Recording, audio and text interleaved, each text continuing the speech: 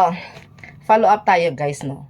Meron naman dito na panood ko sa Reels na pag ang maleta mo na may X diyan sa, syempre sa Pilipinas Airport, no, Pinas Airport, pag may X, ibig sabihin nun, subject siya for inspection. Panoorin natin guys. Mayroon na pa po tayong tip sa ating pong mga kabayan kapag mayroon po kayong mga bagahe na napansin habang iniintay ninyo na may X at may X ang aking bagahe.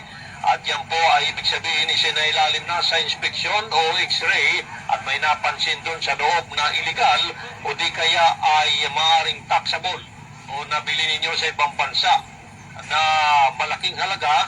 Dito naman ay depende sa resibo na inyo ipapakita ay may karampatan pong tax na babayaran po sa Bureau of Customs. Maliban na lamang sa ating pong mga OFW na wala pong bayad, depende na lamang kung ito ay padala, kung ito po ay subject for inspection ng Bureau of Customs, matitingnan, i-assess kung magkano ang maaaring bayarin niyo yung tax sa ating pong Bureau of Customs.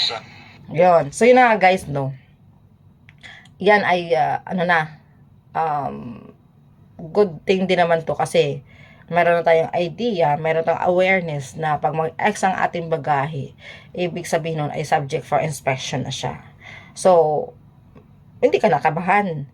Lalo na kung wala ka namang ginagawa, wala ka namang nilagay na illegal. Okay lang yan, no? So, sa mga OFW, wala naman pala tayong, sa mga OFW, wala pala tayong bayad. Pagdating sa mga pera na lang, kung may nagpapadala sa'yo na sobrang mamahalin, or something like that, blah, blah, etc. Talagang magbabayad ng tax pa rin talaga yan. So, yun lang yun guys, na at least meron tayong new information dito sa ating Pinas Airport.